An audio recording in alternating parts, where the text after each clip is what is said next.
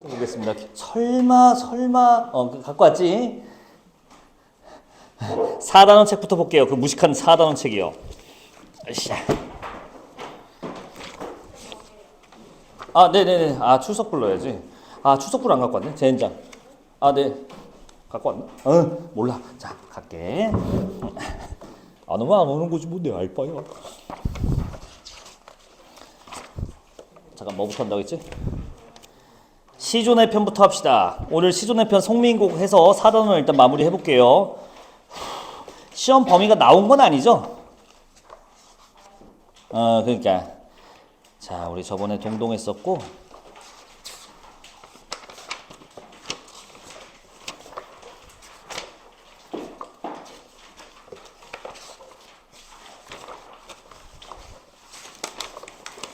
아이고 왜 못 찾겠냐?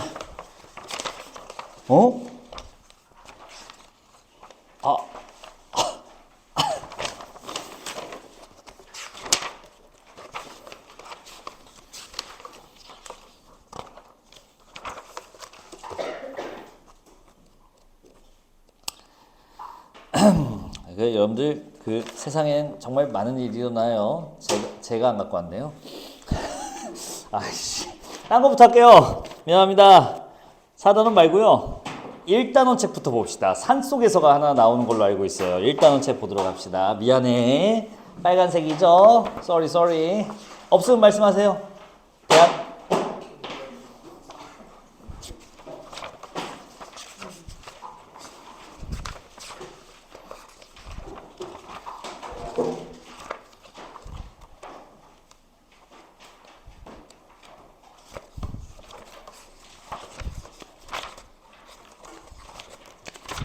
오케이. 자, 교재 1단원 교재 페이지 58쪽입니다. 교재 없으신 분 말씀해 주시고요. 보라색이 다 펼쳐지면 됩니다. 58쪽이에요. 58쪽. 오케이. 거기. 자, 빨리 갈게. 오른쪽 위에 박스 핵심 정리 바로 올게요. 나이덕 씨는 알아서 보세요. 되게 예쁘신 교수님이세요. 자, 58쪽 위에 오른쪽 보시면 갈래 자유시. 야, 자유가 뭔지 한 번만 더 보자. 자유시가 뭐라는 뜻이야? 음보에 구애받지 않는다는 뜻이라고. 약간 이거 산속에서 몇 음보예요? 개소리 할 필요가 없어요. 자유시니까 음보가 배정되지 않습니다. 고맙습니다. 그 옆에는 서정시라고 되어 있습니다. 설명 안 드려도 되겠죠? 마음을 글로 표현했다. 아까 우리 이 글에서 무슨 마음인지 체크하면 되는 거예요. 김나연 씨 안 왔고 오늘 못 온다고 했고, 김태형 왔고, 김연아 씨 아까 봤고, 박여준 왔고, 박종희 씨 아까 왔었고, 서준영 안 왔죠? 당연한 얘기. 늦는다고 했다, 참. 원종빈 씨 오셨나요? 원지우 씨? 예. 이문비 씨? 예. 임주혁 씨? 예. 잠깐만요. 원종빈 씨? 전민혜 씨? 최민준 씨? 다 왔네요. 자, 다 됐다.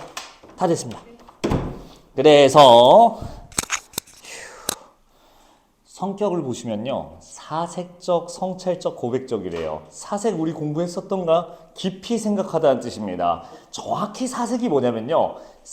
단순한 표면을 보는 거에 머무르지 않고 대상의 표면적 정보에서, 즉 객관적 정보에서 한 번 더 생각하여 다른 생각, 보통 성찰로 이어집니다. 성찰로 이어질 때 자동으로 사색이 성립하게 돼요. 약간 성찰이라는 얘기가 나오면 그냥 100% 사색도 같이 따라한다 보시면 됩니다. 옆에 성찰 그냥 붙어있죠. 허무하네. 고백적이란 말도 이미 다 훈련이 되어 있는 걸로 알고 있습니다. 듣는 사람, 즉 청자가 설정되어 있지 않다는 뜻이 고백이라는 거 알고 있을 겁니다. 이 시는 누군가를 불러보고 있지 않아요. 그러니까 고백입니다. 자, 재료는 산속과 불빛이고요. 주제를 미리 보자고. 어려움을 겪고 있는 이들에게 희망이 될 수 있는 따뜻한 힘이래요. 그런가 봐요. 자, 다음 특징. 도치법. 어순 바꾼 거니까 이따 보면 되겠죠. 우리 그 다음 긍정적 의미를 가지시어, 부정적 의미를 가지시어 대조적으로 사용하여 주제를 효과적으로 구현함. 대조 키워드 조금만 보고 갑시다. 이 두 개는 반대로 갑니다. 대조랑 같은 말은 대비, 상반. 대응이랑 같은 말은 호응, 상응이라고도 하고요. 물론 출제자의 입맛에 따라 조금씩 어휘가 바뀌긴 하지만 큰 틀에서는 이 안에서 움직여요. 이거는 서로 같지 않다, 같지 않음. 반대도 여기에 들어가겠죠. 반대 뜻도. 근데 여기는 비슷함, 같음이라고 보면 좋겠습니다. 자, 이렇게 하면 더 정확해요. 의미가 같음. 시에서 상징하는 이미지와 의미가 같음이라고 하면 딱 맞습니다. 이렇게 해석해 주시면 되겠어요. 긍정적 의미, 부정적 의미니까 의미가 대조되는 거죠. 의미가 같지 않음. 이렇게 가면 됩니다. 자, 제가 봤을 때는 여기 이거 갖고 장난칠 수 있는 문제가 몇 개 있긴 하거든요. 자, 이거 보셔야 돼요. 이거 학교 선생님 필기 해줬죠? 몰라. 되어 있을걸?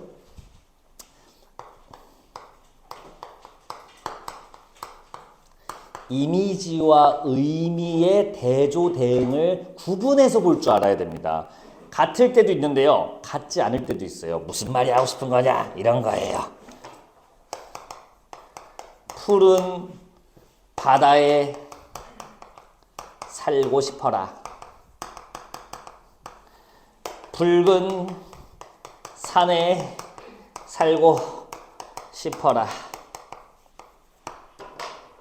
어떻습니까? 바다와 산의 의미 보세요. 의미. 같아야 달라요. 의미는 서술어에서 배정됩니다. 서술어에서 배정되는 것이 의미예요. 산은 살고 싶은 것, 바다는 살고 싶은 것. 됐네요. 의미는 지금 뭡니까? 동일하죠. 대응하네요. 근데 이미지 볼래요? 이미지는 뭐죠? 감각이었죠. 감각은 서로 같지 않네요. 대조라고 쓰면 되겠네요. 그래서 이 두 개가 보통은 같거든요. 근데 다르게 갈 때도 있습니다. 그래서 여러분들 좀 조심해서 보셔야 돼요. 근데 보통 출제하시는 분의 의도, 특히 여러분들 학교 선생님의 보통 의도는 이걸로 잡는 경우가 많아요. 그래서 이걸로 잡는 경우도 많지만 혹시라도 이미지라는 텍스트가 들어가 있으면 한 번 더 생각하셔야 돼요. 아무 말도 없으면 대조됐다, 대응됐다라는 얘기가 아무 얘기 없이 그냥 있으면 의미로 처리하시면 되고요. 따로 이미지라는 말이 있으면 따로 감각적인 부분을 봐주셔야 됩니다. 다를 수가 있어요. 그거만 조금 조심하면 됩니다. 여기는 그렇게 어려운 게 아니에요. 그래서 의미 왜요? 의미는 의미는 우리가 미리 준비할 수 있으니까 어려운 게 아니거든요. 이제 가볼게요. 시 읽어볼게요. 빨리 갈게. 길을 잃어보지 않은 사람은 모르리라. 약간 써있지 필기 넘어갈게. 터덜터덜 걸어간 길 끝에 멀리서 밝혀져 오는 불빛의 따뜻함을 저 불빛을 모를 거래요. 길을 안 잃어버리는 사람은. 자, 그거 보시면 되고요. 이게 이미 필기에 다 되어 있으니까 제가 많이 할 말이 없어요. 긍정적인 거예요. 불빛.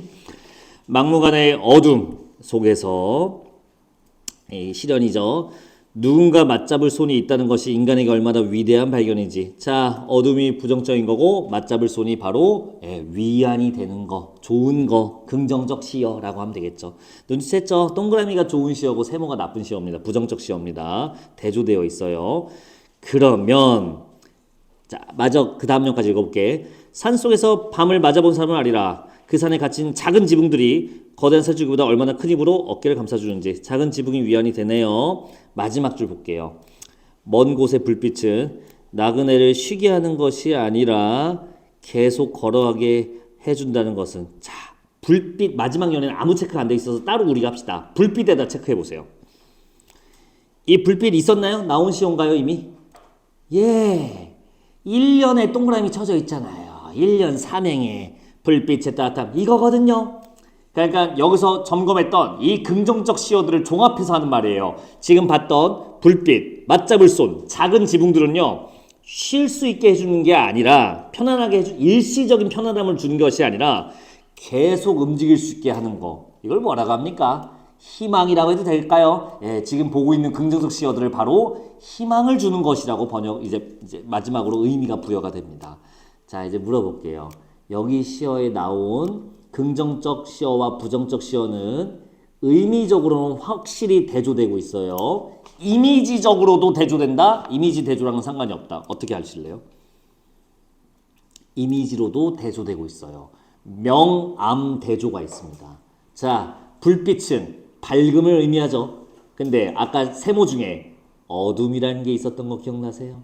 아듬 있나? 밤 이런 거 있었죠. 네, 어두움, 암, 명암대조, 이미지도 명암대조고요. 의미도 대조됩니다. 이건 이미지와 의미가 둘 다 대조되는 시어니까 여러분들이 그렇게 알아두시면 되겠어요. 시 자체 어렵지 않죠? 아래에 잘 정리되어 있으니까 한번 해주시면 되고요. 자, 저거 했는지 보러 가야 돼요. 다 됐네요. 다른 작품 뭐 하신 거 없죠, 여기서? 추가 작품도 없네요, 지금 보니까.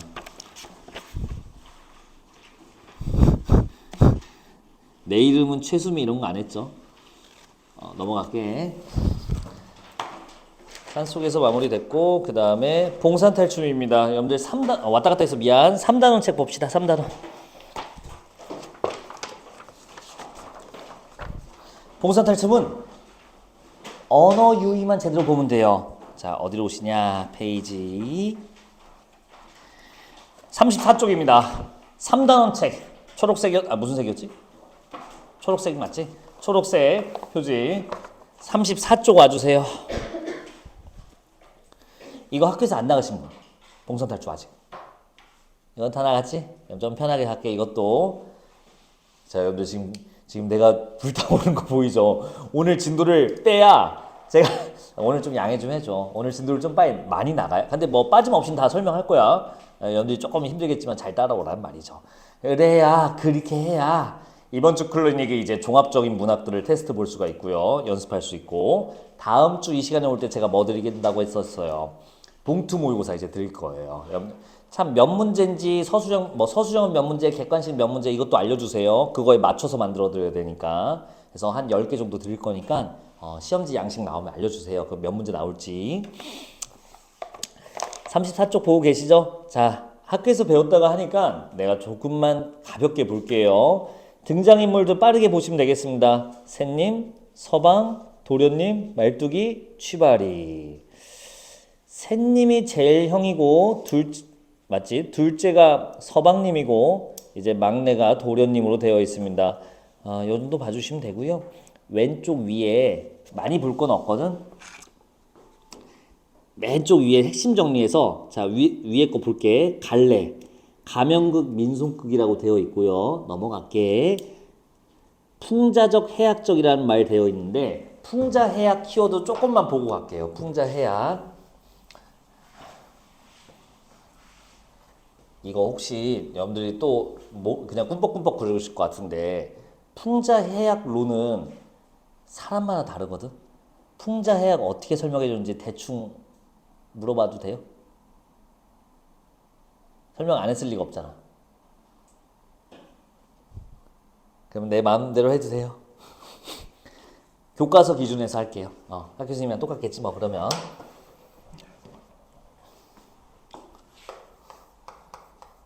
웃음에서 키워드가 시작되는 거는 다들 동의하실 겁니다. 웃음에서. 근데 웃음은 뭘로 유발되냐 하면 이거 최근에 하지 않았나? 왜곡에서 출발하거든요. 왜곡이 뭐라고 했었어요? 나 이거 최근에 한 것 같은데 안 했구나. 왜곡은 크게 3개 정도로 볼 수 있습니다. 하나는요, 정상적인 거를 비정상적인 걸로 만들면 왜곡이라고 해요. 그렇구만. 평범한 것을 평범하지 않은 비범으로 만들면 이것도 왜곡이라고 해요. 사실을 거짓으로 만들어도 우리가 왜곡이라고 합니다. 이게 일단 기본적인 웃음의 키워드예요. 그리고 여러분들 쓰고 있는 비상문학 기준에 쓸 때 이 왜곡을 통해서 웃음을 유발했다면 그거는 기본적으로 해악이라고 집어넣습니다. 자, 요 파란색으로 쓰는 거는 참고용이고요. 여러분들 선배들, 아름고 3 선배, 깜짝이야. 잠겨 있구나.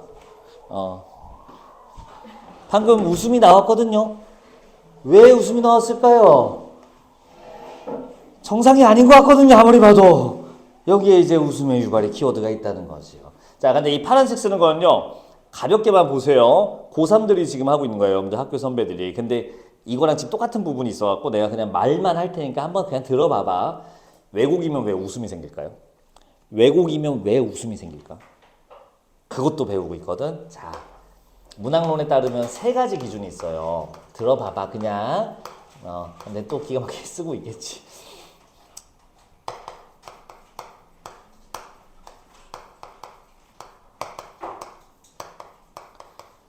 근데 이번 시험이랑도 관련이 확실히 있기 때문에 설명드리고 갈게요. 자, 이 첫 번째 게 좀 특이합니다. 우월론이에요, 우월론. 우리는 이런 비정상적이고 평범하지 않고 이상한 것들을 볼 때마다 우월감을 느낀대요. 여기 나오는 양반들 어때요? 찐따죠? 이걸 보니까 야, 얘들 진짜 빠가다. 얘들 진짜 모자라다. 내가 본능적으로 우월하다는 의식을 하고 있는 거야. 그러면 자연스럽게 나에게 기분이 좋아지게 유도하면서 웃음이 나온다 이거였죠.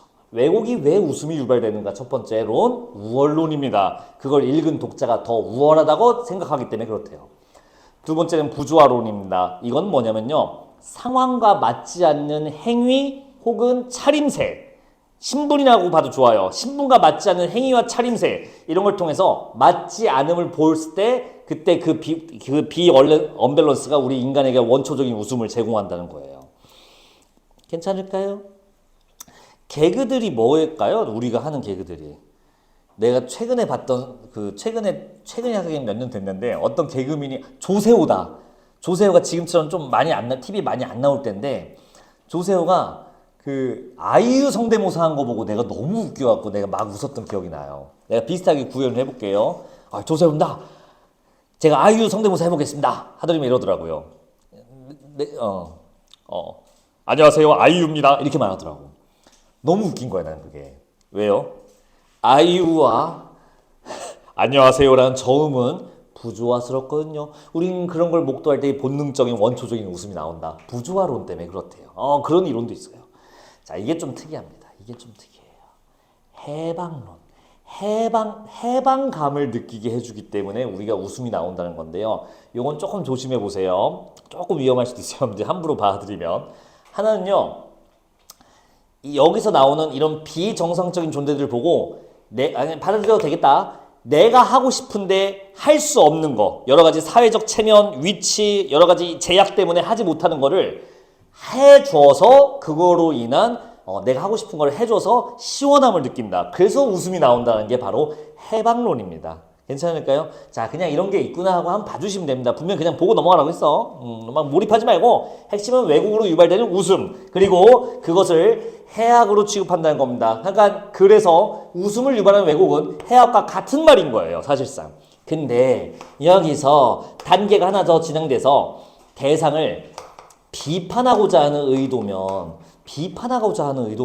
그때는 우리가 풍자라고 한 번 더 키워드를 정해준다는 얘기였던 거죠. 해악의 비판이 들어있으면 풍자라고 본다는 겁니다. 범위가 해악이 좀 더 큰 편이에요. 라고 써있는데 이 이론은 워낙 다양해서 나중에 학교 프린트 학교 프린트 근데 없었지. 그니까 그래서 그 이론에 따라가시면 되겠습니다. 제가 제기 드릴 수 있는 건 이거고 아마 제가 준비 드리는 문제들은 요 정도 안에서 처리가 다 가능합니다. 이거 내가 남자들 세계라고 내가 맨날 묘사해 주잖아요. 임주혁이 자네가 오늘 아까 저기 박종희 씨 오늘 휴강해 달라고 했죠? 네. 자, 뭐 그렇게 합시다. 오늘 휴강해요. 그래서 2시간 반 동안 여러분들에게 시간이 그럴 리는 없어요. 2시간 반 동안 시간이 남아요. 내가 수업을 안 했으니까 미안하잖아. 그래서 여러분들한테 제가 용돈을 5만 원씩 줘요. 미안하다. 이걸로 퉁치자 하고서 5만 원 줘요. 너무 흡족해 하시는데? 이게 일어나는 방법을 알려줄까요? 학원을 안 다니면 됩니다. 그럼 딱 그 효과예요. 들어요. 이걸 들고, 자, 박중희 씨, 이거 지금 갑자기 2시간 반이 비면서 5만 원이 생기면 기분이 어떻습니까? 재즈죠. 이거 뭐 할 것 같습니까? 막상 할 건 없군요. PC방 가자고 합시다. PC방 가면 좋지. 거기 가서 저녁도 먹는 거야. 케이드 5만 원도 있겠다. 가요. 자, 임주혁 씨랑 신나게 뛰어갑니다. 히히 하고 뛰어가는데 박종희 씨가 너무 신이 나셨어요. 길거리에 킥보드 있잖아. 전동 킥보드. 거기에 걸려서 우당탕탕탕 심하게 넘어진다고. 자, 그러면 임주혁 씨가 그걸 보고 뭐라고 해야 돼요? 남자들은 다 알잖아. 거기서 이렇게 해도 말해도 돼? 종이야, 많이 아파? 괜찮아? 라고 말할 수 있을까요? 이게 불가능해요. 그렇게 교육 받았어요. 뭐라고 해야 돼요? 뭐라고 해야 돼? 에휴, 병신아. 라고 해야 된다고요. 어쩔 수 없어요. 이렇게 되어 있어요. 모두가 그렇게 말해요. 왜? 사실 종이는 비록 휴강을 원하고 전동 킥보드를 못 봐서 걸려 넘어지긴 했지만 병이 있는 몸은 아니에요. 정상적인 몸이야. 평범해요. 병이 있다는 말은 거짓말이에요. 왜곡시켰어요. 왜? 웃음을 주기 위해서. 근데 비판하고자 하는 의도가 담겨 있을까요? 그건 아니에요. 박종희를 지금 비판하고자 하는 건 아니고 여기서 멈추죠. 그럼 이건 뭐예요? 여기서 멈추면 동정. 아이고 불쌍한 놈. 병신. 아이고 연민. 이쪽으로 이제 정서가 빠지게 됩니다. 자, 다만 이 작품은 여기서 스톱하지 않죠. 여기까지 가죠. 약간 풍자까지 가는 거예요. 해악에서 스톱이 아니라 해악에서 풍자까지 확장된다. 그래서 둘 다 써 있어요. 풍자적, 해악적이라고 함께 써 있습니다. 그 다음 제재, 말뚝의 양반조롱. 주제, 양반에 대한 풍자와 비판. 그렇지. 풍자지 풍자 결국에는. 특징, 일정한 재담 구조가 반복되면서 이야기가 전개됨. 일정한 재담, 자 이야기라는 뜻이에요. 말을 주고받는 재담이라는 뜻이야. 말을 주고받는다. 이 구조가 반복돼요. 그 다음 각 과장이 독립된 이야기로 구성되는데 이거 체크하시면 되겠죠? 옴니버스식 구성입니다. 옴니버스는 뭐냐면요.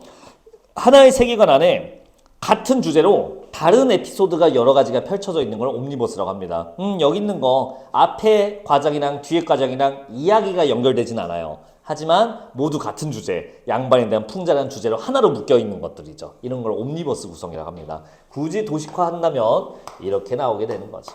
이게 옴니버스. 이게 순행적 구조, 시간 순서대로 이렇게 되어 있고요. 뭐 그래서 이런 거 없잖아. 액자식 구성. 근데 이 정도 나온다. 주제에 동일한 에피소드를 같은 주제의 에피소드들이 나열되어 있다. 병렬되어 있다라고 할 수 있겠죠. 병렬. 특징 마지막 봅시다. 언어 유희. 아무래도 이게 핵심이 되겠습니다. 과장과 희화화. 과장 여기가 바로 과장 코스. 왜 과장시켰을까요? 라고 하면 과장이랑 유사한 말이거든요. 왜 왜곡시켰나요? 똑같은 말이에요. 그러니까 웃음을 유발하기 위한 거고요. 웃음을 유발한 이유는 뭔가요? 풍자까지 달려가기 위해서라고 보시면 되겠죠. 됐죠? 희화화는 대놓고 말했네요. 우스꽝스럽게 만들었다는 뜻입니다. 이제 갈게요. 다 볼 필요는 없고요. 어딜 보시냐면 말장난 위주로 좀 봐야 되거든요. 이것도 말장난 해주셨는지 모르겠네. 일단은 넘어가고 잠깐만요. 이 말뚝이가 등장했고 그 세 명의 양반들이 되게 방정맞게 등장하는 거는 확인되실 테고 여기서 기본적으로 이 사람들을 우스꽝스러운 대상으로 만들었다는 거는 다들 알고 계실 겁니다. 이런 기본적인 건 좀 내가 스킵을 할게. 오른쪽으로 가시면 일정한 패턴이 반복되는 거 알고 계시죠? 자, 우리 35쪽 오시면 처음에 말뚝이가 양반들이 등장하면 말뚝이가 조롱을 하죠. 자, 어떻게 조롱했는지 한번 보도록 합시다. 저기 35쪽에 네 번째 줄 밑줄 트신 부분 이제 보시면 됩니다. 갈게요. 계잘량이라는 양자에 개다리 소반이라는 반자 쓰는 양반이 나온다. 자, 언어 유희인 거 괜찮을까요? 언어 유희 이미 필기가 되어 있고. 자, 다음 양반이 호통치니까 그 다음 다시 말뚝이 한 대사가 무슨 의미인지 알고 계신가요? 훌륭한 양반이라고 다시 달래줘요. 그러니까 말뚝이가 변명을 하고 양반들을 달래주는 패턴이죠. 그럼 그 다음에 다시 양반들이 좋아해하면서 춤을 추면서 다음 패트로 넘어갑니다. 이런 식으로 되어 있는 거죠. 됐을까요? 재담별로 지금 정리가 되어 있어요. 지금 1번 재담을 대표적으로 설명드렸고요. 2번 재담은 자, 뭐 하는 겁니까? 지금 이 문단에서 재담 두 번째, 그러니까 12번째 줄입니다. 말뚝이의 재담 두 번째에서는요. 어디 갔어요? 담배 피라는 얘기 하거든요. 자, 근데 담배 여기는 좀 다른 말로 나와요. 길게 나열되어 있죠. 길게 나열되어 있지. 어디서 볼 수 있어요? 우리 아직 시조 안 배웠지만 오늘 배울 시조 내 편에도 들어있거든요. 비정상적으로 길게 나열시키는 대사들이 있어요. 이거 기본적으로 다 재미를 주기 위한 의도로 다 처리하시면 됩니다. 말뚝이가 자 몇 번째 줄이야? 13번째 줄 보시면요. 짤짤한 곤방들 잡지 말고 연죽전을 가서 돈이 없으면 내게 기별을 해서 여기서부터 양칠간죽, 자문죽을 한 발씩 갸우씩 되는 거 사다가 육목까지 희자죽, 오동수복, 연병죽 이리저리 맞춰가지고 재령, 나물이 거의 낚시 걸듯 이런 식으로 그 당시 옛날에 썼던 담뱃대를 구성하는 부품들을 설명하고 있고 나열하고 있거든요. 네, 그래서 양반들이 필 수 있는, 즉 이걸 구경하고 있는 서민들은 필 수 없는 양반들의 그 곤방대로 담배를 피라고 얘기하고 있습니다. 자, 지금하고 똑같아요. 지금 교장 선생님 들어오고 있는데 물론 여러분들이 담배를 뭐 끄고 뭐 그러지는 않겠고 피지 않고 있으니까 떠들고 있지는 않겠죠. 선생님이 뭐 반에 들어오면 조용해지겠죠. 그 얘기입니다. 그래서 근데 뭐라고 하고 있어요? 양반들이 들어왔으니 담배 한 대 핍시다 라고 얘기하고 있는 거래요. 자, 조롱한 거죠. 양반들이 화를 내죠. 그 다음에 말뚝이가 뭐라고 달래줘요? 아, 담배 피지 말고 금연하고 헌화를 금하라, 떠들지 말라고 했어요 하니까 그랬구나 하고서 또 신나게 넘어갑니다. 자, 이 재담 구조의 반복이에요. 이제 진짜로 재담 3은 넘어갈 거야. 재담 3은 패스. 언어 유희 위주로 볼게요. 어차피 이 패턴 똑같으니까. 다음 장 넘겨보세요.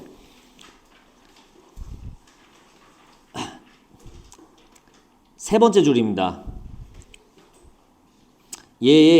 말뚝이 대사 양반을 찾으려고 찬밥 국마로 일조식하고 마국간에 들어가 자 노세원님 여기 필기되어 있죠. 아까 첫 번째 생님이라고 했던 생원이 있었죠. 근데 노생원님 아마 학교에서 많이 설명 들었을 겁니다. 생원을 부르고 있는데요. 이 노는 뭘로 해석하기로 했어요? 늙은 생원님 이렇게 봐주시면 되겠습니다. 그래서 노세원님은 아무 뜻이 없는 게 아니라 자 거기 써있죠? 체크하세요. 발음의 유사성. 이건 발음의 유사성이에요. 충분히 납득되실 겁니다.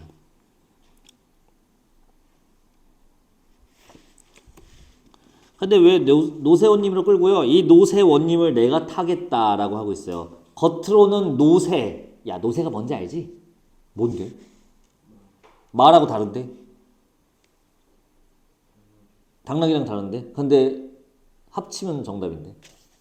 알죠? 말과 당나귀를 교배해서 나온 게 노새예요. 근데 서로 다른 종이 교배돼서 나온 거기 때문에 생식 능력이 없어서 자식은 못 낳아요. 그러니까 보통 다른 인물을 비하할 때 자주 쓰는 여러분들 누군가 놀릴 때 심형에 빗대는 거 있지 않습니까? 내가 그러니 그거 있잖아요. 심형에 빗대잖아요. 그 당시는 심형의 역할을 노새가 했던 거예요. 그런 에피소드가 있습니다. 어쨌든 뭐 그런 조롱의 의미도 담고 있고요. 그래서 이걸 타고 돌아다니겠다라고 합니다. 됐지? 그래서 조롱 다음에 중략이 되어 있고요. 다음은 뭘로 조롱하는지 재담 5번에서는 저기 오세요. 12번째 줄 말뚝이 돼서 한 번 더 볼게요. 채찍을 가지고 원을 그으며 한 바퀴 돌면서 이만큼 털을 잡고 참나무 울장을 드문드문 꽂고 깃을 푸근히 두고 문을 하늘로 낸 새철을 잡아놨습니다. 이건 뭐예요? 울타리만 쳐놓은 가축들 기르는 울타리 말하는 거잖아요. 그래서 양반들의 숙소를 이렇게 잡아놨다는 거 보니까 가축들로 비유해서 조롱하고 있다라는 얘기고 됐습니다. 이 정도 봐주시면 되겠죠.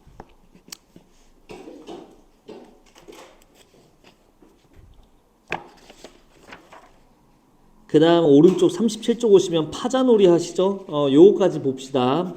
37쪽에 11번째 줄 보시면 11번째 줄 생원 쉬 하면서 시작하는데 여보게 동생 우리가 본시 양반이라 이런데 가만히 있자니 가깝도 안 해. 우리 시조 한 숙씩 불러보세요. 시조 시조를 하나 짓겠대요.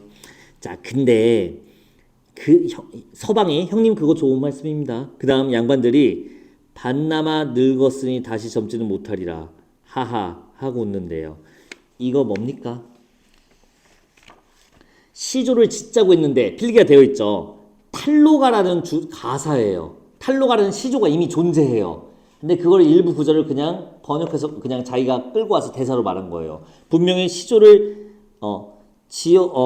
불러보자고 했는데 원래 있던 걸 하는 거고요. 지금 자기들이 신나는 거랑 아무 상관없는 주제랑 지금 자기 상황들과 아무 상관없는 알고 있는 시조를 하나 읊은 거고요.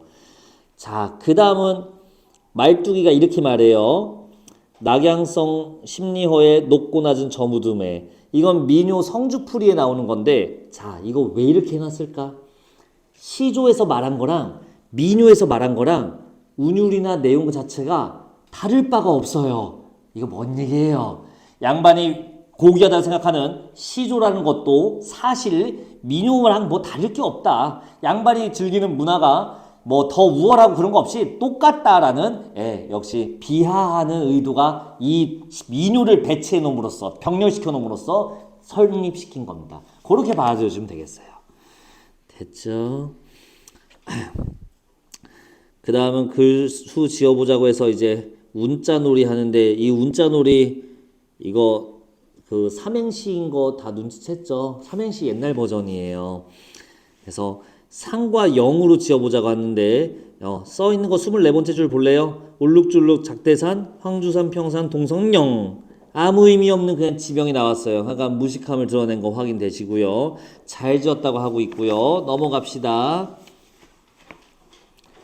역시 이번에도 서방이 지는데 네 번째 줄 보면 되겠죠? 집세기 앞총 황급총 남학신 뒤축에 검을 못. 아무 의미 없는 문장 나열해놔서 역시 무식함을 드러내고 있습니다. 자, 이런 것들이에요.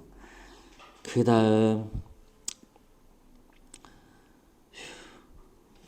자, 그 다음은 이제 또 파자놀이 하는데요. 파자는요 원래 이런 거거든요. 오리지널 파자놀이를 봐야 얘들이 무식한 게 왜 무식한지 아니까 파자놀이 오리지널 해드릴게요. 야, 이거 내가 아는 파자놀이가 많이 없어서 하는 거니까 오해 없으시길. 하늘보다 높은 것이 무엇인가? 근데 여러분들이 한자를 좀 알아야 할 수 있는 건데 그냥 상상해봐요. 근데 하늘은 알지 않아? 글자를 파자, 글자를 뜯어서 갖고 노는 거예요. 수수께끼예요. 하늘보다 높게 있는 것은 무엇인가? 자, 하늘 이건지 알죠? 이거죠. 이거 뭔지 모르죠? 이게 지아비 부자입니다. 남편 부자라는 뜻이에요. 그래서 남편이 바로 하늘보다 높은 것이지 막 이런 식으로 노는 거예요. 왜 격렬어린 눈으로 봐. 그런 놀이가 있다고. 이렇게 노는 거예요. 자, 뭐가 이해가 기반돼야 돼? 한자에 대한 풍부한 지식이 기반이 돼야 할 수 있는 놀이예요. 아니, 그만할게. 재밌어갖고. 하나만 더 하면 안 되냐? 그만할게. 근데 내 이름도 파자놀이 할 수 있거든. 사람을, 이거 했지. 받들면 뭐가 나오게? 이게 받들 봉자야, 받들 봉. 사람을 받들면 뭐가 나오게? 예, 이게 봉급할 때, 연봉할 때 그 봉자예요. 김봉수 할 때 봉이기도 하고요. 내 이름이야. 이런 식으로 노는 겁니다. 더 안 해도 되지? 또 하고 싶다. 100에서, 그만. 100에서 1을 빼면 뭐게? 그런 저급한 수학 문제가 아니라니까. 100에서 1을 빼면 1이에요? 100에서 1을 빼면 무슨 색이게요? 자색이요? 흰색이에요? 네, 흰색이에요. 나 이거 한 건데. 흰백자가 뭐 이거 한 건데. 아이, 재밌다. 자, 이분들은 어떻게 노는지 볼까요? 아우, 신난다. 가볼까? 자, 세문이가 이렇게 말해요. 그러면 이번엔 파자하다 하여보자. 우리 6번째 줄이야. 38쪽. 주둥이는 하얗고 몸뚱이는 알락달락한 자가 무엇이냐? 그럼 우리 어떻게 생각할까요? 주둥이는 하얗다? 그러면 아마 이거 알까요? 여기에 흰백자가 있고 주변은 알락달락하다. 여기에 뭐 색이라는 한자가 들어가는 건가? 막 이런 식으로 이제 갖고 노는 거야. 근데 얘들은 뭐라고 해요? 그거 뭐죠? 혹시 피마자 아닌가요? 자, 피마자 왼쪽 보시면 아주깔이라는 건데요. 벌레요, 벌레. 이거 식물이에요, 식물. 자, 뭐야? 진짜로 그거 생겨버린 사물을 설명한 거야. 그러니까 고급적인 이제 한자를 가지고 노는 놀이가 아니라 이렇게 한 거지. 하얗고 기다란 게 뭐게? 분필 맞았어. 이러고 있는 거죠. 갑자기 유치해지죠. 급이 낮은 거예요. 근데 이걸 왜 글자 놀이척 하고 있어요? 피마자, 자, 마치 글자처럼 설명했죠. 근데 피마자는 그냥 아주꿀이라는 식물 계열 중에 하나입니다. 그냥 이렇게 이런 색깔을 가진 사물에 불과해요. 그러니까 한자 놀이가 해놓고서 실제로 파자놀이 못하는 무식한 상황을 말하는 거죠. 됐죠? 자, 그럼 그 다음 개그를 또 볼까요? 아, 힘들어. 13번째 주 보시면 서방이 이제 또 자기가 냅니다. 논두렁에 살피 짚고 섰는 자. 이건 아무래도 논이라는 한자에다가 뭘 넣어서 막 찾아야 되는 놀인데 뭐라고 대답해요? 아, 논두렁에서 살피고 있는 사람이요? 그거 논임자 아니에요? 논주인? 정답이야! 아이, 약간 유치하죠? 이러고 놀고 있다고 합니다. 약간 파자놀이를 하자고 해놓고 사실은 파자놀이를 못하고 있는 무지함을 드러내는 거죠. 이렇게 보시면 되고요. 자, 다 왔어요. 이제 취바리만 이제 보면 됩니다. 취바리는 뭘로 봐야 될까요? 취바리는 조금 다른 존재거든요. 별도의 존재인데 취바리는 일단 바로 가봅시다. 일단 미리 말하자면요.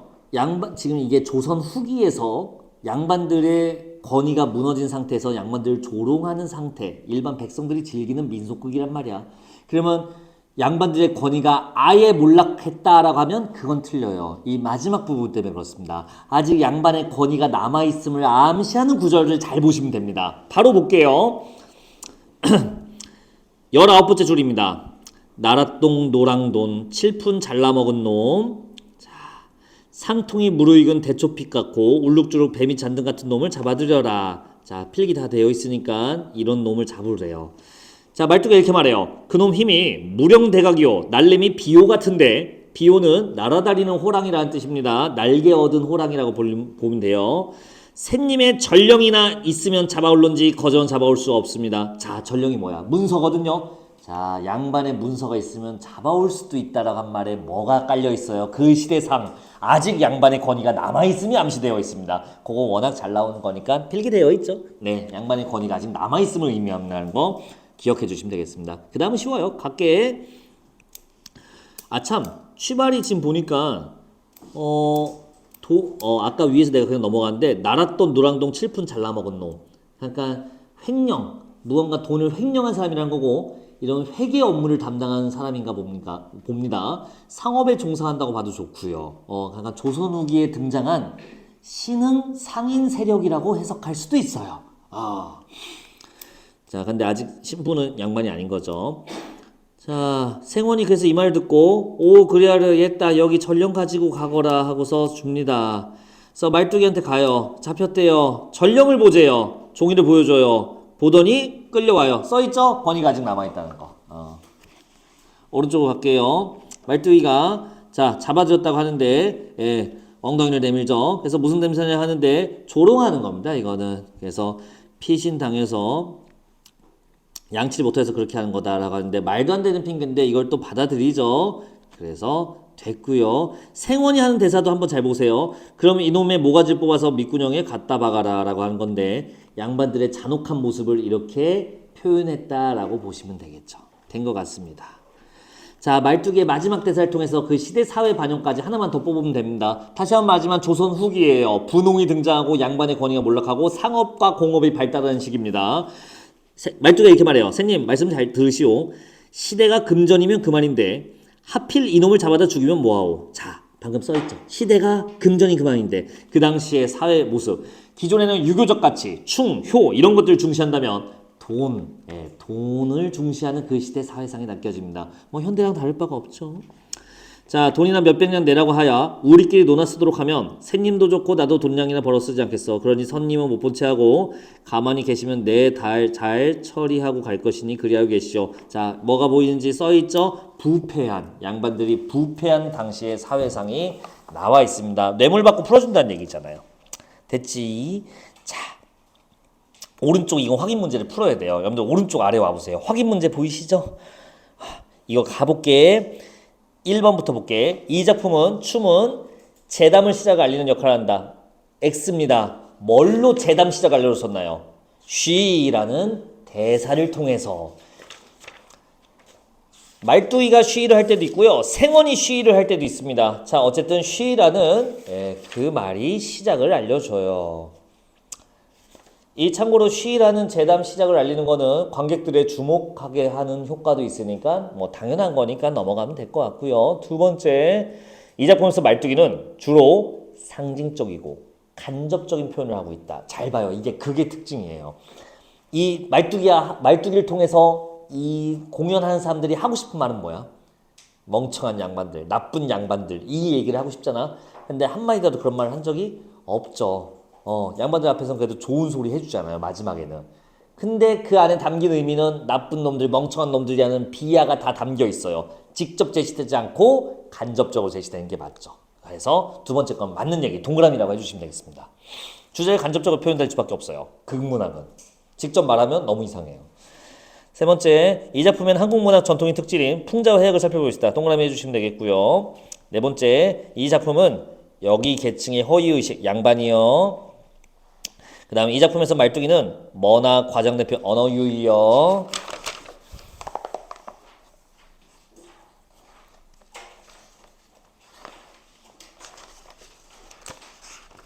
자, 아까 했던 얘들이 하고 놀았던 걸 통해서 무지함을 드러냈잖아요. 그 아래 정리되어 있으니까 시조읽기, 운자놀이, 파자놀이 한번 봐주시면 되겠고요. 오른쪽에 봄봄 혹시 학교에서 하셨나요? 오 마이 갓. 우리 41쪽 왔어요. 했다고? 오케이. 해악의 키워드를 설명하기 위해 이걸 한 거거든요. 자, 누가 일단 우스꽝스럽게 보이나요? 이거는 자 봐봐. 풍자, 자, 학교에서 배웠으면 생각해봐요. 이거 풍자로 갈래요, 안 갈래요? 풍자로 가는 게 아닙니다. 여기서 멈춰야 되는 거예요. 이게 바로 비교할 줄 알아야 돼요. 아까 양반을 우습게 표현한 거는요, 해악에서 멈추지 않고 비판하기 위해서 그래서 풍자라는 키워드가 나오는데요.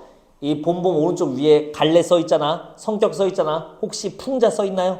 안 써 있고 해학적이라고만 써 있습니다. 네, 그러면 이거는 여기 나온 인물들은 어떻게 보고 있는 거야? 서술자가 비판하려고? 아니요. 아이고 멍청한 놈들 왜 그러냐? 왜 그렇게 하고 사냐? 동정연민이나 심리가 기본적으로 깔려 있는 거예요. 그걸 의도하고 있는 거예요.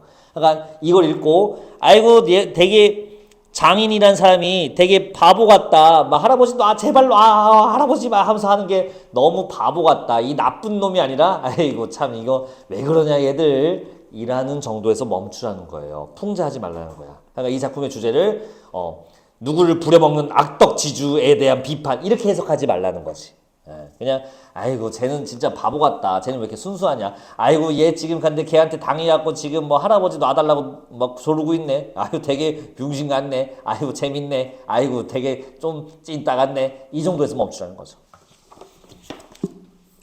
그래서 해악이라는 키워드가 겹칩니다. 풍자는 아니었어요. 이거 뭔지 알죠? 스토리가 뭡니까?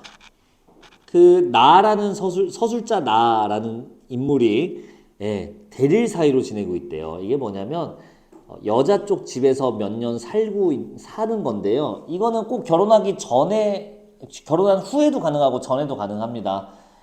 이거 대릴 사이 제도 어느 나라에 있었다고 배웠어요, 님들? 고구려? 맞아요. 정확해요. 고구려에 있었던 제도예요, 이게. 잘했어요.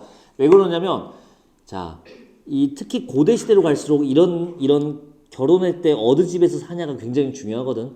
왜냐면 이게 그 당시는 농업 국가나 약탈 국가 이런 식의 1차 산업으로 사회가 운영되기 때문에,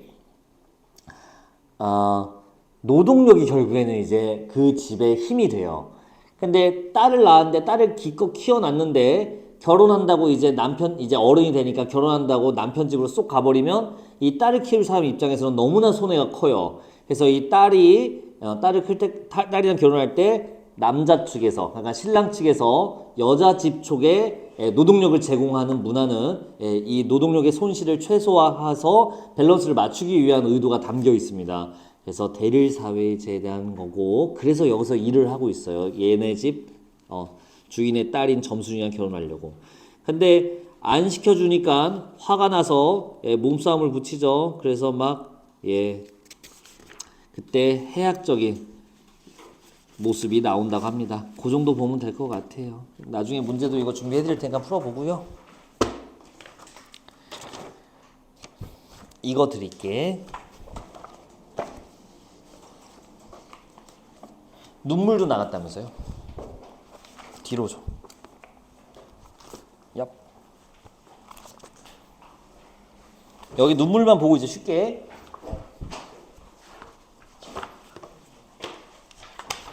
자, 이거 과제예요. 이번 주 과제.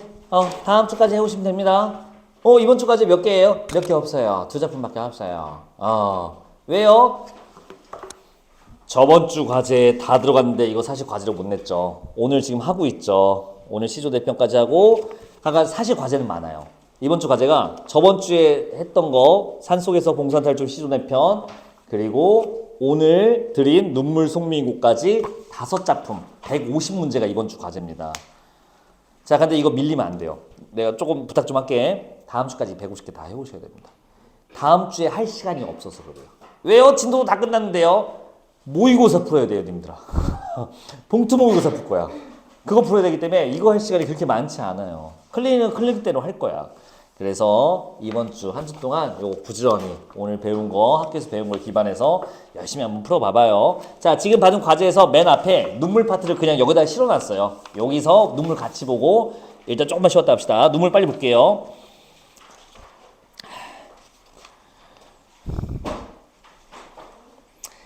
이 눈물 하실 때, 눈물이란 작품 하실 때 해석 작품을 바라보는 관점 했어? 작가를 고려한 표현론적 관점 했지? 시대 사회를 반영한 반영론적 관점. 그것 때문에 이제 갖고 오신 거거든. 자, 이 이론이 필요한데 3쪽에 써 있습니다. 이 교재 지금 받으신 과제 프린트 3쪽 보시면 거기에 나와 있거든요. 그 이론이. 제가 가볍게 설명 한번 드리고 진행할게요. 아, 배고파.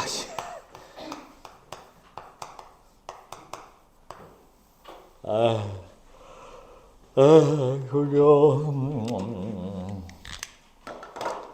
작품이 있습니다. 작품만 보는 관점이 있고요.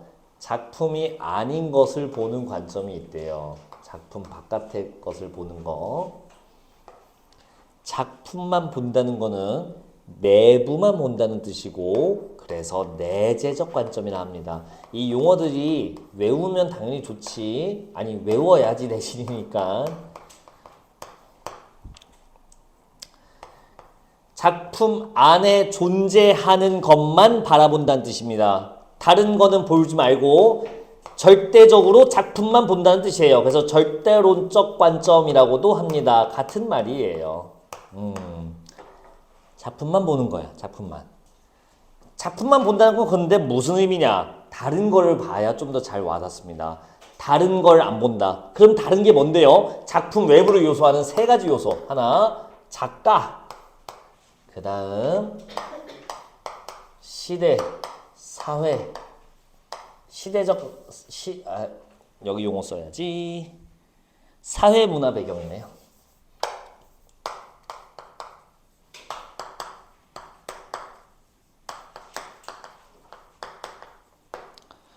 그리고 상호 텍스트성. 자, 효용론적 관점이라고 배웠어요. 상호 텍스트성 이론이라고 배웠어요. 이 두 개 좀 달라서 그래요.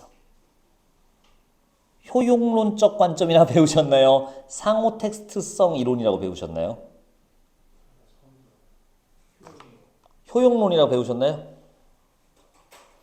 그러면 이렇게 가야겠네. 믿고 갈게.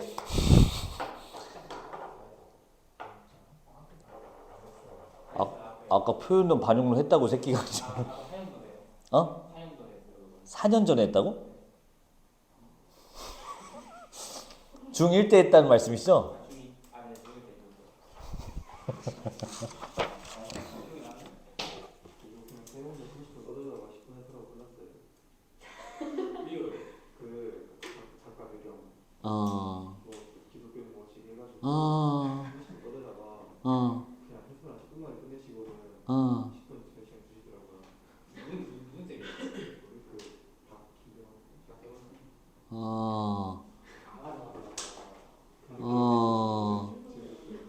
될까요? 아니 이 더러운 하나 해석하는 소중한 게 뭐냐 물어보면서 더러운 걸 해석하는데 30분? 더러는 더러는 옥토에 더러 해석하는데? 더러는 하나 해석하는데 오케이. 중요한 정보예요. 더러는을 좀 자세히 봐야겠네. 자, 이거는 별거 아니고요. 그냥 근데 이 파트가 사실 이게 이론으로 깔려 있어. 이거 자체가 뭐냐? 작품 해석할 때 작품만 보는 거냐? 즉 표현법, 주제, 뭐 전개 방식 이런 것들을 보는 거냐? 이러면 내재적 관점이 돼요. 근데 아까 뭐 학 교수님이 이제 말씀해 주신 것처럼 친절하게 설명해 주신 것처럼 김현승이라는 작가가 기독교적 가치관을 가진 사람이고 그렇다면 이 시에 나온 이 뜻의 의미는 작가를 고려해 봤을 때 작가가 이런 식으로 표현한 거구나라고 해석하는 방법이 있습니다. 이게 표현론적 관점이래요. 작가가 작가를 이용해서 작가의 가치관과 생각을 고려해서 작품을 해석하는 거. 자, 그리고 작품이 쓰여진 시대 사회적 배경을 고려하여 작품을 해석하는 방법도 있습니다. 이거는 눈물에 적용되는 건 아니고요. 그 일제강점기 시들이 많이 이게 적용이 돼요. 뭐 매운 계절의 채찍의 갈겨. 이 매운 계절이 뭔가요? 일제 탄압입니다. 왜요? 이거 일제강점기 때 쓰였거든요. 이런 식으로 시대 사회를 고려하여 해석하는 것도 가능하고요. 자, 독자의 반응을 통해서 작품의 가치를 결정하는 것도 있습니다. 뭐 이런 건 그냥 있다고 보시면 될 것 같고 그러면 그래 여기는 딱히 그러면 볼 게 없어져요. 넘어갈게요. 공감 수용, 비판 수용 이런 거 하지 않았을까? 자, 다 넘어가겠습니다. 불안불안하다. 야, 혹시 모르니까 하고 가자. 그래도 교과서니까. 그래도 교과서 시험 범위니까. 4쪽 보시면요. 맥락이라는 게 있거든요. 자, 작품 해석할 때는 여러 가지 맥락을 본대요. 첫 번째 거 한번 읽어볼게. 첫 번째 칸. 작가 맥락 찾으셨나요? 작가 맥락. 작품을 창작한 작가의 삶이라고 써봐요. 삶. 라이프. 삶과 가치관, 관심 등을 고려하여 작품을 감상해야. 그리고 한번 써보세요. 표현론적 관점이라고도 쓰세요. 이거. 작가 맥락이 바로 표현론적 관점이라고 합니다. 작가를 통해서 해석해보는 거예요. 학 교수님이 이걸 설명했다고 하니까 우리는 좀 알아두자고요. 그 다음 사회문화적 배경 맥락도 써볼까요? 창작 당시의 써보세요. 역사적 사건, 사회적 배경, 문화적 형상 등을 고려하여 작품을 감상해야. 그리고 쓰세요. 반영론적 관점이라고 쓰세요. 그 시대가 어떻게 반영되었는지 보겠다는 뜻입니다. 반영론적 관점. 자, 마지막은 상호 텍스트성이라고 합니다. 오른쪽에 답 써 있어요. 오른쪽 거 보고 하셔도 돼요. 상호 텍스트성 맥락이고요. 이거는 작품들이 서로 영향을 주고받는 관계를 고려해서 작품을 감상해라. 보통 이렇게 이 상호 텍스트 맥락은 어떻게 작동하냐면요. 김현승 씨가 눈물이라는 시를 쓰는데 여기 옥토라는 말 썼네. 김현승 씨의 다른 시를 보니까 옥토가 또 나오네. 아, 이런 뜻이겠구나. 이게 상호 텍스트성 해석 이론입니다. 별거 없어요. 다른 작품들 보는 겁니다. 그래서 자, 계속 읽어볼까? 문화작품을 꼼꼼히 읽으면서 작품과 관련된 여러 맥락에서 이해감상 평가해야 함이라고 되어 있고요. 자, 다음 문화작품의 공감, 비판, 창의적 수용. 이거 안 하셨으면 안 나올 확률이 높은데 그냥 보고나 가자. 공감적 수용은 뭐냐면 특정 상황에 놓인 작품 속 등장인물의 태도, 생각, 행동 등에 이해하는 거래요. 자, 등장인물에 이해하는 것이 공감적 수용이라고 합니다. 그냥 눈으로 한 번만 봐두세요. 아니면 그 아랫줄 작품 속에 나타난 작가의 관점에 동의하는 것도 가능합니다. 즉 인물과 작가 둘 중에 하나에 동의하는 것 둘 다도 가능하고요. 공감하는 것을 공감적 수용이라고 하고요. 자, 그 아래는 비판적 수용이고 님들이 읽어보세요. 그리고 창의적 수용은 미적이라고 쓰시고요. 맨 아래는 포용이라고 오른쪽에 있으니까 그대로 받아 쓰고 넘어가세요. 그냥.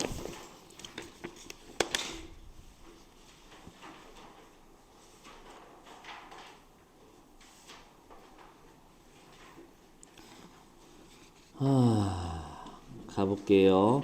김현승 씨는 김영랑 씨랑 교분이 있었던 사람이에요. 이 사람은 혹시 김영랑 씨라고 아십니까? 이번 시험 범위에 있나요? 모라인 피기까지 그 아저씨랑 관련이 있어요. 그러니까 이 사람은요, 순수주의, 낭만주의 계열의 시인이었어요. 원래. 잠깐만, 왼쪽에 작가 정보가 좀 있거든. 몇 년도 생이시니까 보니까 1913년 일제강점기에 태어나셨네요. 자, 1930년에 몇 살이세요? 17살이 되죠, 만으로. 1938년 일제 수탈이 가장 극대화됐던 시절 25살이죠. 가장 왕성히 활동했을 때가 바로 일제 탄압의 가장 극단일 때였어요. 근데 이 사람은 김영란 시인 보셔서 알겠지만 그 모라인 피기까지도 일제강점기 때 쓴 거거든요. 사회적 메시지를 안 넣습니다, 원래. 그래서 순수하고 낭만적인 아름다움에 대해 노래하는 경향이 컸던 그런 작가세요. 자, 근데 몇 살까지 사셨어요, 보니까? 75년까지 사셨거든요. 광복 45년에 되죠. 한국전쟁 50년이죠. 58년 6월 민주화 항쟁 다 보고 가십니다. 그러니까 이 사람은 일제강점기, 광복, 한국전쟁, 군부 독재 정권 다 경험하고 가셨거든요. 그러니까 이 사람의 시는 메시지가 들어갈 수 있으면 정말 다양하게 들 수 있어요. 근데 원래 이 사람은 그런 걸 별로 선호하지 않고 낭만주의인데 후기로 가면 갈수록 나이가 드시면 드실수록 점점 메시지를 넘는 사회참여형 시를 쓰기 시작해요. 자, 그러니까 대부분 이 사람의 참여시는 군부 독재 정권에 대한 저항시들로 이루어져 있어요. 왜 일제강점기는요? 그때는 그런 시를 잘 안 쓰셨어요. 그리고 하나 더, 이분은 독실한 크리스천이십니다. 그래서 신앙의 세계를 시로 많이 표현한 거, 그리고 그 시에 신앙의 그 사람이 모시는 신에 대한 원리가 함께 담겨 있으니까 참고하신다면 좀 더 잘 이해할 수 있을 겁니다. 자, 얘기가 길어졌습니다. 오른쪽 위, 6쪽 오른쪽 위 핵심 정리 볼게요. 여러분들 이것만 하고 쉴 테니까 좀만 참아봐. 자, 잘내는 자유시, 서성시, 성격, 종교적, 명상적, 상징적 넘어가고요. 제재, 눈물, 아들의 죽음, 주제, 슬픔을 여기다 체크. 종교적 승화.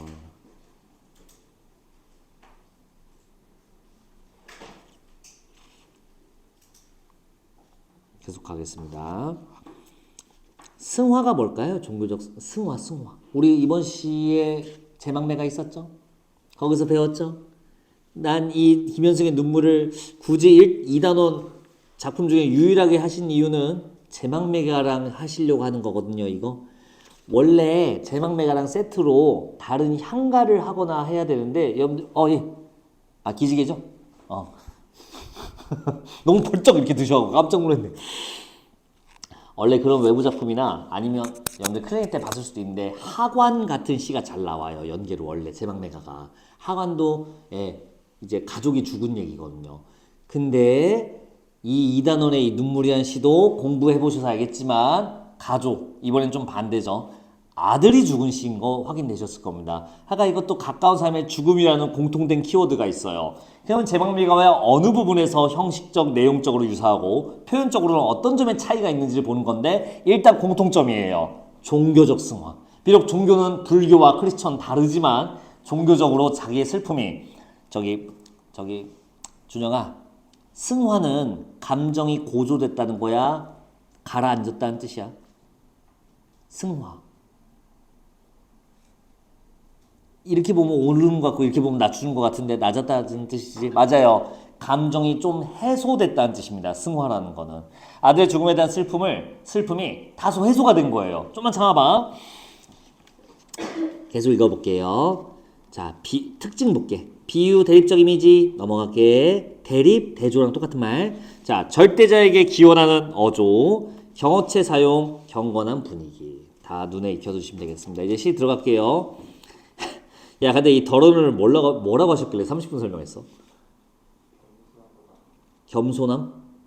겸손함으로? 그거는 작은 생명을 보통 그렇게 보는 건데. 일단 알았어요. 무슨 느낌인지 알았으니까 내가 해줄게. 일단 읽어봅시다.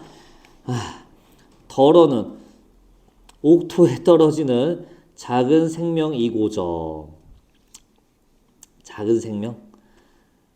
여기 일단 이게 뭔지는 이게 작은 생명이 뭘 의미하는지는 아래 써 있는데요. 눈물을 의미합니다. 옥토에 떨어져요. 아주 기름진 땅이에요. 옥토는 아주 기름진 땅에 이 눈물이 떨어지어요. 그 다음 갈게요. 흠도 티도 금가지 않은 나의 전체는 오직 이뿐. 자, 이 눈물의 의미가 이거래요. 아무것도 흠이 없고 금도 없는 아주 완벽하고 흠결 없는 순수한 그것이 이 눈물이 나의 전체래요. 나의 모든 거래요. 예, 바로 눈물이 아주 순결하고 완벽한 거래요. 그럼 무슨 얘기하고 싶은 걸까? 계속 가볼게. 더욱 값진 것으로 드리라 하올 때 나의 가장 나중 지닌 것도 오직 이것뿐. 자, 더욱 값진 것으로 드리라 하올 때 이게 무슨 말이야? 이 내가 모시는 절대자한테 좋은 걸 값진 것으로 더 계속 나은 것을 준대요. 자, 먼저 뭘 드려요? A를 드려요. 근데 다음 거는 더 좋은 걸 드릴 거예요. 그래서 B를 드려요. 근데 더 좋은 걸 다음에 또 드려야 돼요. 그래서 C를 드려요. 그래서 맨 마지막에 드릴 게 바로 이거 눈물이래요. 그러니까 무슨 뜻이야? 가장 화자에게 귀한 거, 소중한 거란 뜻도 담고 있는 거죠. 됐죠? 다음 아름다운 나무에 꽃이 시듬을 보시고 열매를 맺게 하신 당신은 자, 꽃이 시들었어요. 그래서 열매가 맺어졌어요. 마지막 볼까요? 나의 웃음을 만드신 후에 새로이 나의 눈물을 지어주시다. 자, 지금 세모가 쳐져 있죠. 꽃과 웃음에. 이미 설명이 되어 있는데요. 일시적인 거예요. 그리고 겉으로 드러나는 거예요. 가짜예요. 과감하게 말하면. 약간 본질적인 게 아니에요. 외면적인 거에 불과한 거예요. 이 꽃과 웃음. 얼핏 봤을 때 좋아 보이지만 아주 일시적인 거지. 나의 본질적인 영원한 거, 궁극적이고 내면적인 가치는 방금 동그라미 친 열매 눈물로 해석해야 된다는 겁니다. 이게 자, 아들 죽은 다음에 썼다잖아요. 이게 왜 승화가 됐을까요?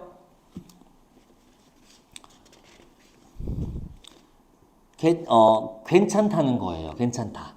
그러니까 이 자식 때문에 웃을 날도 많았겠죠. 근데 이 자식이 지금 죽었어요. 보통 같았으면 어떻게 이럴 수 있어요? 그 너무하신 거 아니에요? 라고 막 그렇게 따지기도 싶을 텐데 그게 아니라 이런 일시적인 이런 걸 통해서 나에게 눈물을 주셨구나. 아, 나는 일시적인 이런 것보다 본질적인 가치를 깨닫게 해주셨구나 라는 절대자에 대한 믿음이나 은총으로서의 기능하는 눈물. 약간 자기가 지금 아들이 죽은 슬픔이 단순히 너무 슬프다가 아니라 주님이 주신 시련 그리고 이걸 통해서 내가 더 성장할 수 있다라고 우리가 크리스천들한테 많이 들을 수 있는 그 얘기입니다. 이게 이건 주님께서 주신 시련이야.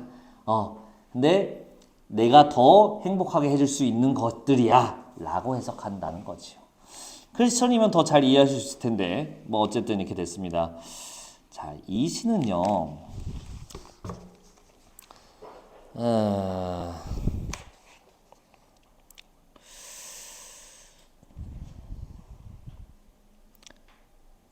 이거 어렵게 내면 사실 이게 4년 전에 수능 특강에 한번 나왔었거든. 그것도 나중에 풀어볼 건데 거기 문제가 꽤 어렵게 나온 게 순환적 구조로 이걸 해석하기로 하는 관점도 있었어요. 맨 첫 번째 다시 봐봐요.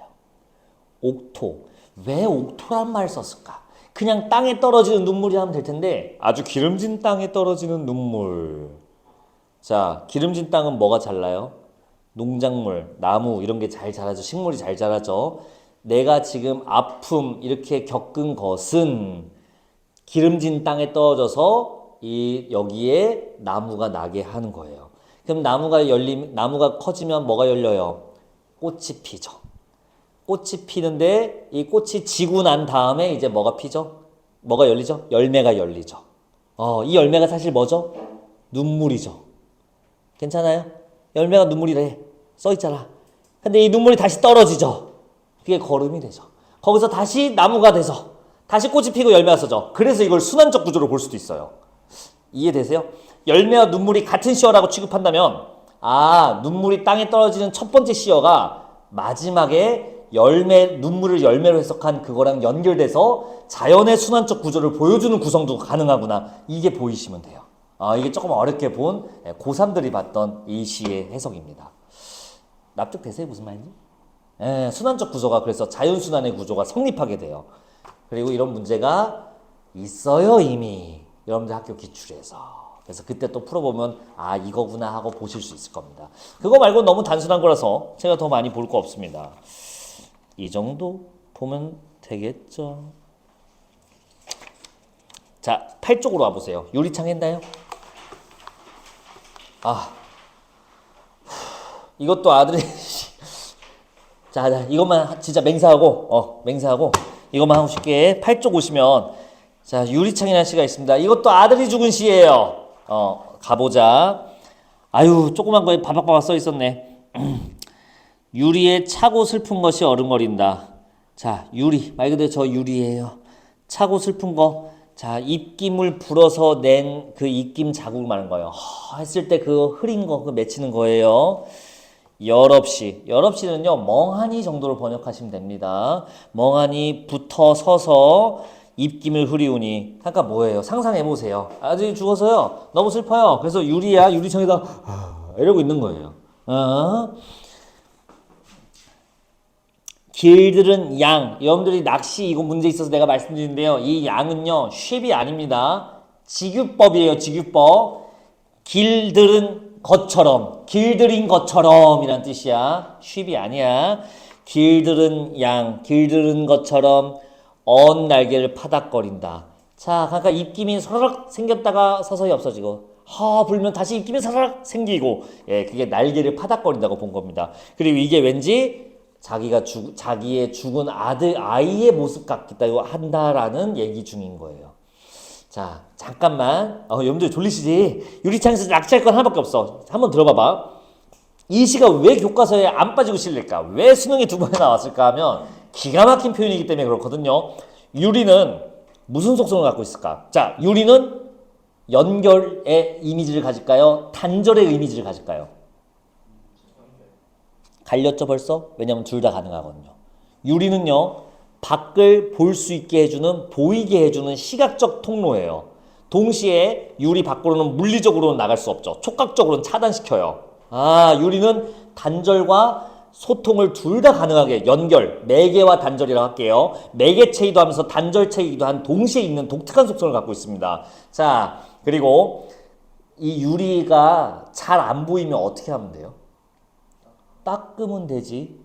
자, 여기 새겨진 모습이, 유리에 새겨진 모습이 흐릿해요. 흐릿해. 아들의 모습 같은데 흐릿해요. 그러면 잘 보이려면 어떻게 해요? 닦으면 되지. 잠깐만. 근데 흐릿한 게 사실 뭐였죠? 입김이었지. 닦으면 그 입김이 어떻게 돼요? 없어지죠. 자, 근데 아들이 보고 싶죠? 그립죠? 그러면 어떻게 해요? 다시 입김을 부르겠죠? 근데 흐려요. 흐리게 막 없어져요. 또 닦아요. 예. 그러니까 아들을 보고 싶은 마음, 잘 보고 싶은 마음을 이런 식으로 표현한 거예요. 이제 읽어볼까요?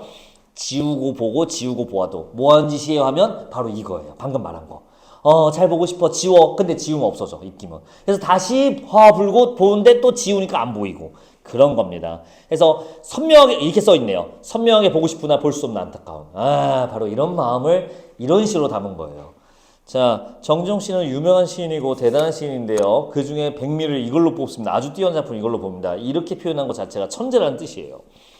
자, 계속 가볼까요? 새까만 밤이 밀려나가고 밀려와 부딪히고. 이거 뭐예요?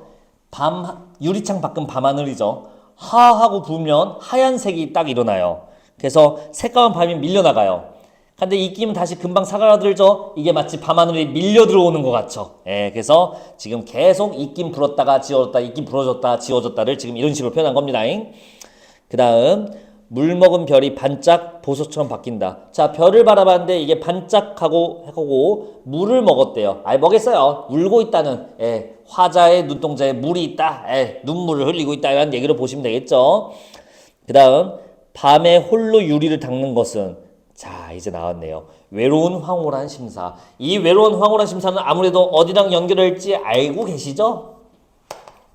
모라미 피기까지의 찬란한 슬픔 아닌가요?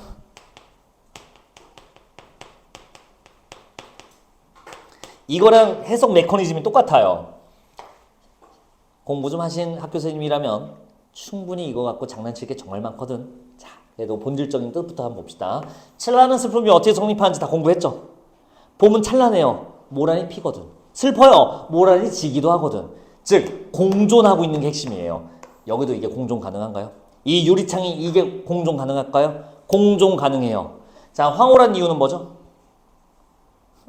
종이야, 그 아들이 죽었는데 그렇게 웃고 있으면 좀 사이코패스 같아. 침착해. 아들을 흐릿하지만 입김으로 만날 수 있어서 이 유리창이 황홀한 거예요. 이 밤이.